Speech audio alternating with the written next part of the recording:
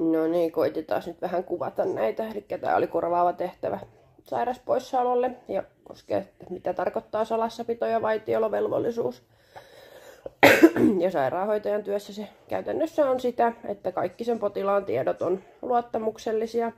Me ei saada kertoa sen potilaan diagnooseja, mitä hoitoja sille on tehty, tai että se oikeastaan edes on hoidossa siellä.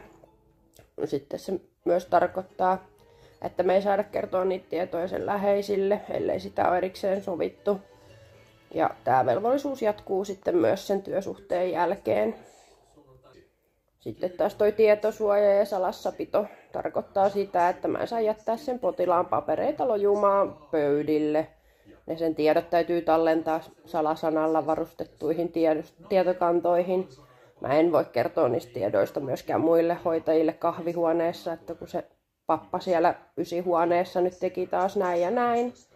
Mä en myöskään saa puhua niistä asioista julkisilla paikoilla, bussipysäkeillä tai kaupassa tai puhelimessa työpäivän jälkeen. No aseptiikka sitten taas. Sen ideana on, että ehkäistään infektioita.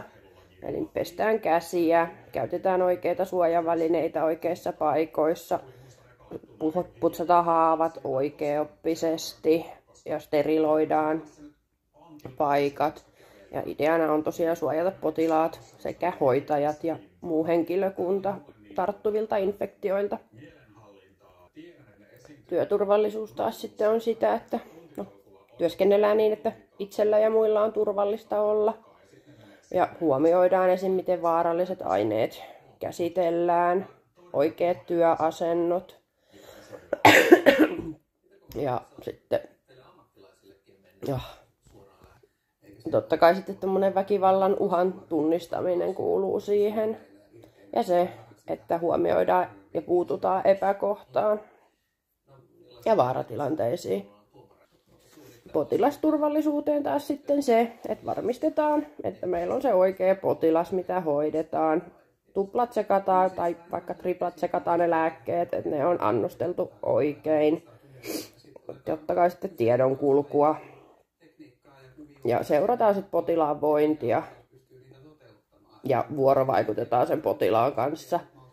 Ja tartutaan siihen, jos muutoksia tulee. Sitten toi vaaratapahtumailmoitus annetaan silloin, kun tapahtuu virhe tai läheltä piti tilanne tai joku muu sellainen, missä voisi vaarantua potilaan tai työntekijän turvallisuus. Se voi tehdä ihan kuka vaan työntekijöistä